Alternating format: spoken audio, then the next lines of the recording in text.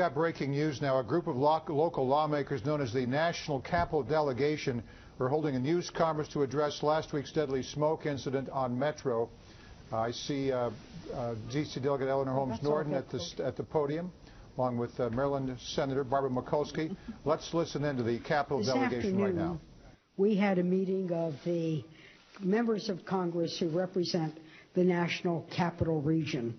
There were 13 of us in the room, all trying to get answers on what happened that terrible, horrific day in January when there was the accident at the Yellow Line at Enfant Plaza, in which people were trapped in dark cars. They resulted in 1 death, 2 critically injured, and over 80 people hospitalized. We have come together as a delegation. We are bipartisan, we are bicameral, and we're literally hands across the Potomac with representation from Maryland, of course the District of Columbia where it happened, the state of Virginia where Miss Carol Glover from Alexandria passed away at the accident. What was the purpose of the meeting? We wanted to talk to both the Metro executive and the Metro board, along with the leadership of the National Transportation Safety Board, to find out what happened, what we can do about it, and how it would never happen again. What we were very clear about was that we could not go into the details of that particular incident while the investigation is pending, but there were a lot of things that we could go into. Every member here will speak to what their view of the meeting and what came out of the meeting. But we focused on communication, response time. How could people know what was happening in the car in which they were? Were they trapped? Were they in danger? What could they do to save themselves, and what we can do to help themselves? We left the meeting with a lot of answers. The only 2 reassuring things that came out of the meeting was that the interoperability between the District of Columbia and the Metro first responders is now working. And that second, a ventilation system that brought actually smoke into the car are now being reversed. My colleagues would speak to that.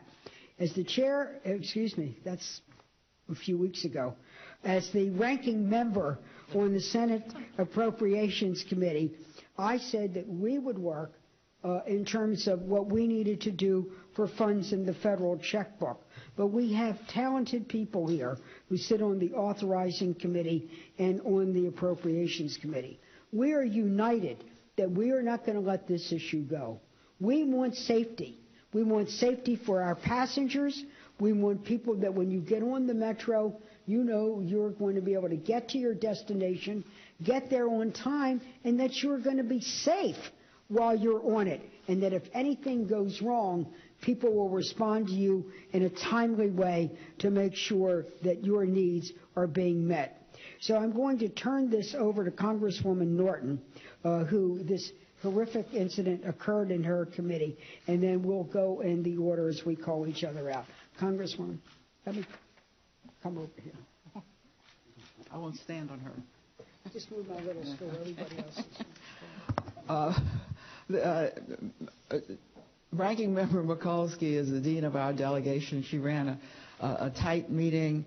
I want to say to you that I don't think we've ever seen such transparency. There are already recommendations. I'm sure that you will hear about them soon. We are learning things, I think, more swiftly than I certainly have seen, even in 2009 after that tragedy.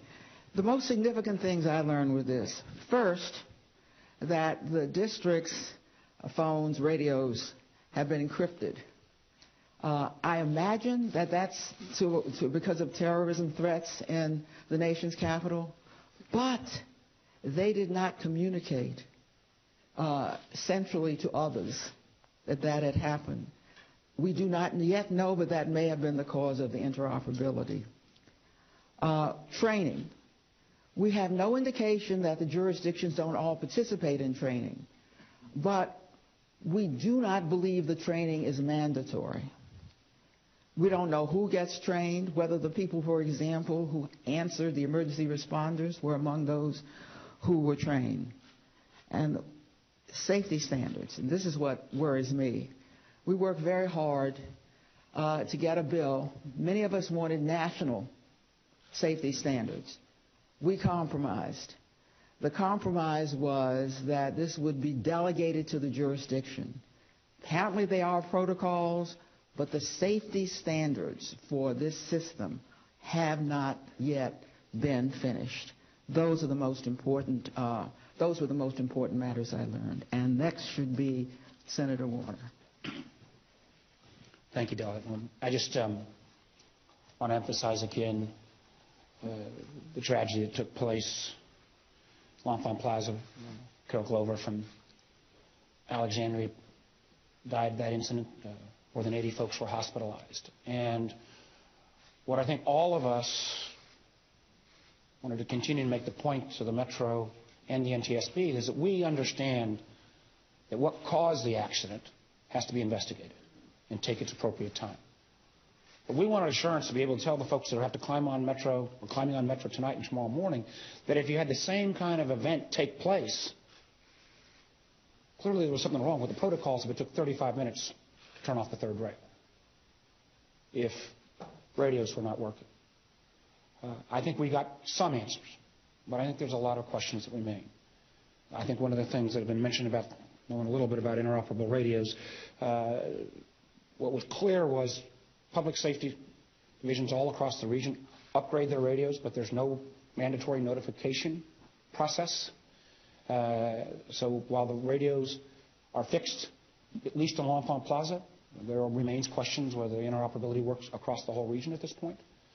There are questions as well in terms of the ventilation changing on the fans. These are good steps. I think there are a number of other steps that the Metro will be taking so that we can assure, even in advance of the full NTSB report, that riders know that protocols and emergency evacuation standards have changed even before we get the full report in place. So again, I want to thank Senator Mikulski for, she's been a champion for Metro. We are all, this is something we all advocate for.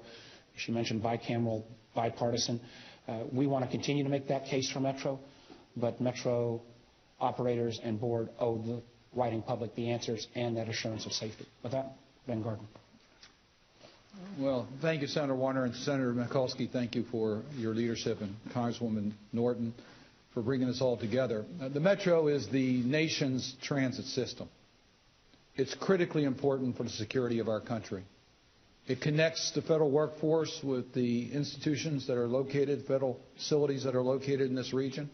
It's critically important for everyone in this region who commutes to work, trying to get around the nation's capital. We are in one of the most difficult transit areas in the country as far as rush hour traffic is concerned. So the transit system is particularly important to the functioning of our country. Our top priority is to make sure that it's safe, that when people get on there, they know that we're doing everything we can to keep them safe. So I'd like to make just a couple points about the tragedy in January. First, my sympathy to the families and those who have been affected by it directly. We first want to make sure that the investigation that goes forward is thorough, it's complete, that we understand exactly what happened, there's accountability, and changes are made to make sure that this does not happen in the future. That's our first responsibility. But secondly, we can't wait for that investigation to be complete before we institute changes to make sure that the system is as safe as it possibly can. You've heard a couple changes that have already been instituted, but I can assure you that we are going to continue in our oversight capacity to make sure that we institute the safety changes immediately that make sure that the traveling passenger has the top safety. All of us are strong supporters of WMATA. We understand the importance, and we're going to continue to be strong supporters of WMATA. But we're going to make sure that we use our positions here in Congress to ensure those who use the transit system that they're safe, and to make sure that those who manage it institute the changes that are necessary to keep our passengers safe. And with that, I'm going to turn it over to my colleague from Virginia, Senator Kaine. Thank you, Senator Cardin, and to all of this delegation, both parties, both houses from 3 jurisdictions. We stand here united in that Metro is of critical importance to the region, and united to provide the kind of oversight that is necessary to ensure that those who ride it can ride so safely. Our thoughts are with the Glover family, especially from Alexandria, and also with all those who were affected and injured that day. The study and the work that we'll do will fall into 2 areas: how to keep something like this from happening again, and working with the agencies to make sure that they're accountable for that. But second, how to deal with crises and response to crises when they occur, because they will occur. This is a system that goes through multiple jurisdictions, and the interaction between Metro and those various jurisdictions each have their own character to them. In this instance, there's issues about the interoperability between the Metro radio system and the system used by the D.C. Fire Department. Solving that issue may not mean that doesn't guarantee that there won't be an issue in interoperability with another of the jurisdictions. So we need to, this is about cooperation between units of government, and we need to make sure that's done. And I'm confident that this team of legislators working together with the local governmental agencies, Metro and the NTSB, will make that happen. With that, I'll introduce Congressman Cummings. I want to just emphasize one thing, and that is safety. Safety is number one. I want to thank Senator Mikulski and Congresswoman Norton and all of us who have come together in a bipartisan and a bicameral way to address safety. You know, listening to Ramada and also listening to the Safety Board, there are 2 things that I'm most concerned about. One is whatever can be done in the meantime until we get the Safety Board's report, that we get it done and get it done immediately. Safety is something that you not only does it go to the peace of mind of people, but it goes to the very life of people. And we've got to make sure that we address these issues immediately. The other thing is accountability. Senator Cardin said, and he's right, we are definitely supporters of Ramada, definitely supporters of Metro, but that does not mean that we will not make sure that there is not accountability. That is so very, very important. We will be holding some hearings in our committee, the Oversight Government Reform Committee, where I am ranking, to address some of these issues and to maintain that accountability. And Congresswoman Norton sits on our committee as a senior member. But again, we are looking forward to making sure that we do everything in our power to make sure this does not happen again. As I often say, this is our watch.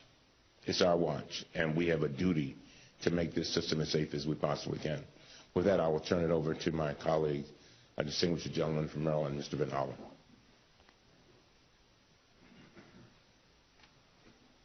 Thank you, Elijah, and thank you, Senator Mikulski, Congresswoman Eleanor Holmes Norton, for bringing us together here.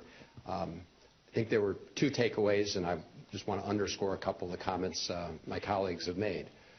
First of all, we need a full investigation to find out what caused the accident, to make sure that we can prevent future accidents. Second, we need to make sure that when you have an accident, the response or lack of full response doesn't make an already bad situation even worse. And I cannot underscore more the point my colleagues have made, which is we cannot wait to review the situation with respect to that piece. We need to make sure the ventilation systems are working, because if they're not working fully right now, then you could have a situation like this tomorrow. We don't need to wait to make sure all aspects of the fans and ventilation system were working.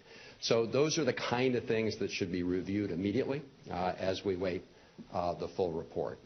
So I look forward to continue to work with my colleagues to make sure we put safety first. And there's a gentleman from Virginia who has been very focused on Metro since his days leading local government. And now he's just as focused on that as a member of Congress, Jerry Connolly. Thank you, Chris, and thank you, Senator Mikulski, for your leadership. I do want to stress that all of us here today are passionate supporters of the nation's transit system, Metro. And that's why we are so dedicated to getting to the bottom of what went wrong and to making sure we understand how a life was lost. It is really important to understand there are many moving parts in this story. This isn't a simple linear narrative about Metro. Metro does not have its own fire and rescue department. It relies on a cooperative arrangement with all of the participating jurisdictions. And so we need to understand what happened that day between Metro and Washington, D.C. Fire and Rescue, and within Metro and within D.C. Fire and Rescue. There were numerous communication failures.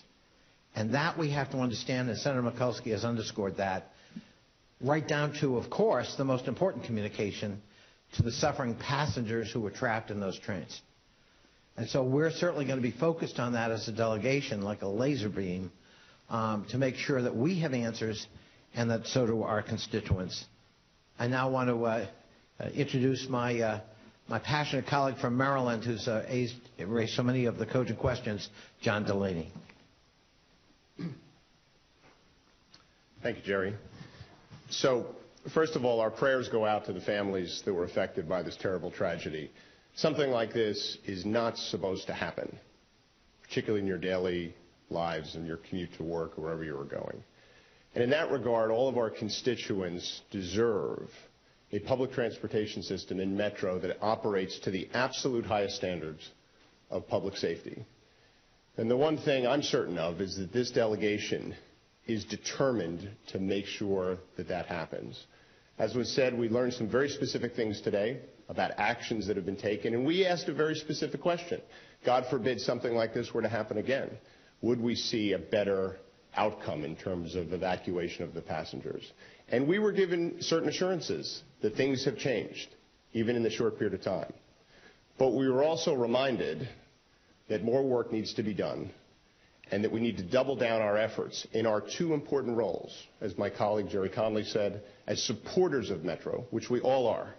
We need to make sure Metro has the resources and support that it needs and work together with the community and the system to deliver that high standard. But our oversight role is also important, as Congressman Cummings touched on. And again, we're determined to make sure we do everything we can to make sure a terrible tragedy like this doesn't happen again. And so I'd like to introduce my new colleague from Virginia, Congressman Don Beyer, to provide some comments. I'd like to thank all my colleagues for their leadership, but the death of Carol Glover was an unnecessary tragedy. So many things went wrong. Radios didn't work, ventilation fans didn't take smoke out. There were few or no smoke detectors.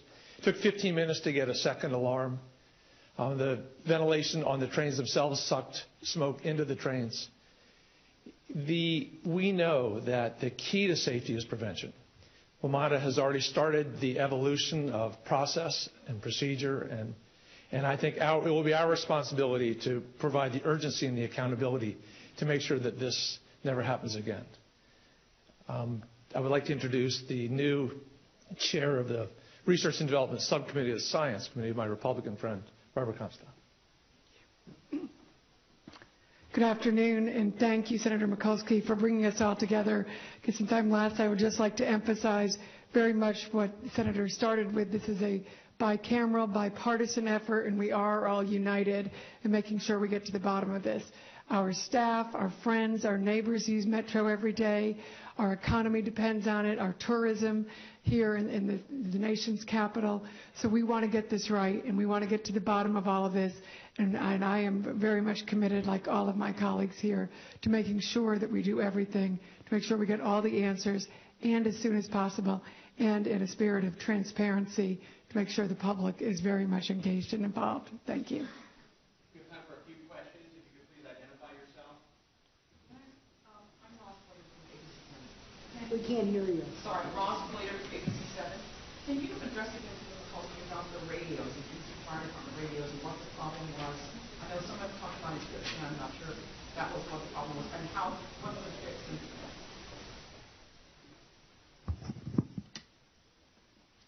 Where's Kane in my little stool here?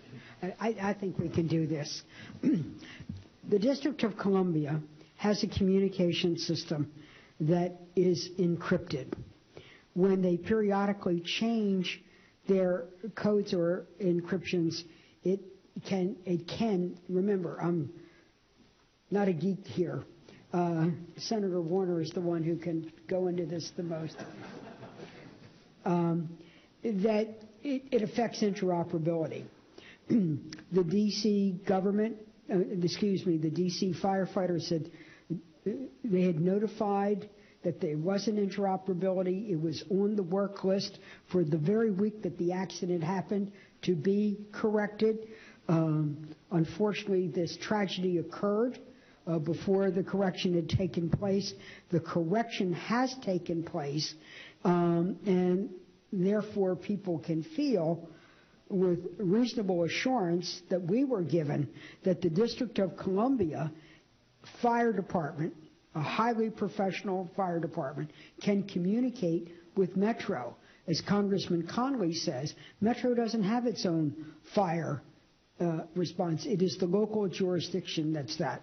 So one of the things that we'll be looking at as a group is what type of mandatory notifications should we require from subdivisions. Right now, we're in the information gathering and also insisting that change be made, but we're in the process to develop a checklist for change that we then will make sure that this never happened again. Senator Warner, do you want to comment on this? I'll just add the fact that this is one of the reasons why the Congress passed a couple years ago FirstNet, which is supposed to provide that level of interoperability amongst our first responders. The unfortunate tragedy is that 14 years after 9/11, we're still not fully there.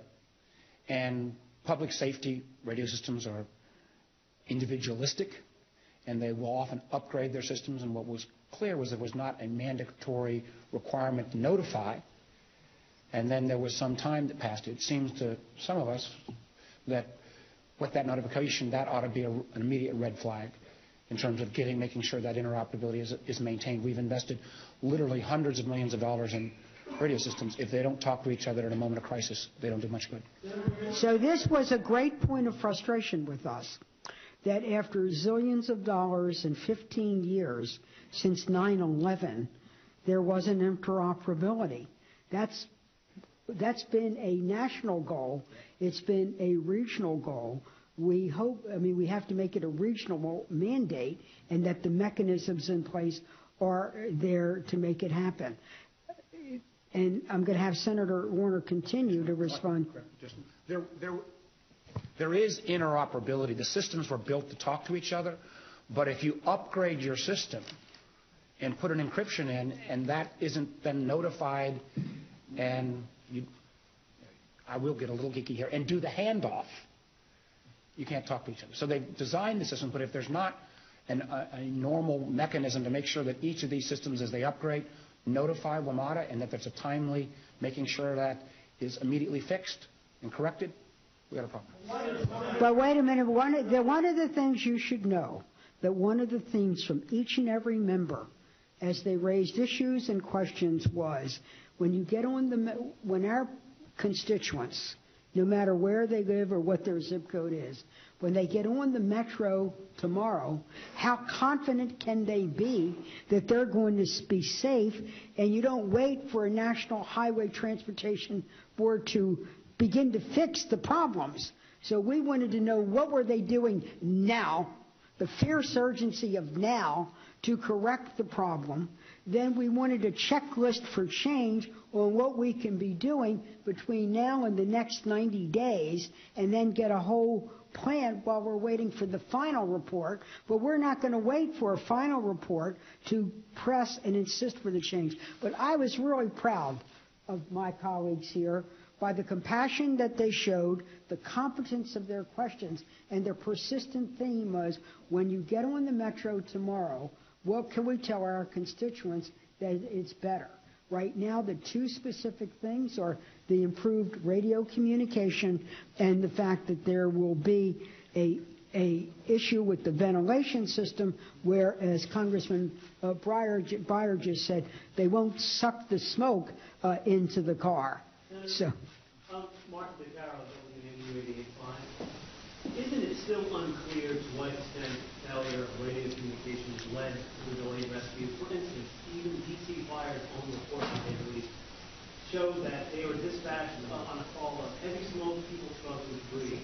But that same report said when firefighters reached the platform, they learned pretty quickly that there was major trouble in the tunnel, and they could have started. Now, this is exactly what, and the NTSB was there. This is exactly what you need the NTSB to tell you. We don't know the causes of all this. We just know what happened and what's been done since. Those are everybody's questions. Does it bother you, Ari from WJLA Radio, does it bother you that, at least according to the DC Fire report, Metro took 7 minutes from the time the train was stuck in the tunnel and was reported as smoke before Metro called 911? And is that in fact we're very grateful that the district did its own report as quickly as it could. But obviously it's done from its point of view. We're very troubled by what we learned, but we do not know if those are the facts yet. And that's what NTSB is doing. It's in the fact-finding process, and they were very responsible, telling us what they knew, what they didn't know, and one thing they do not know is the cause of anything. Causes have not been factored into what we're talking to you today about. So thank you very much. We are going to, what you need to know is, again, the whole group with our staffs are working on, having had this briefing, what will be a checklist of change that we want over the next 90 days in terms of improving the safety of Metro, response times, and so on, while we're waiting for the specifics on this incident. But there are managerial issues, protocol issues, notification issues, and a sense of urgency that we can insist on now. So thank you very much. Stay tuned, and we'll keep you posted.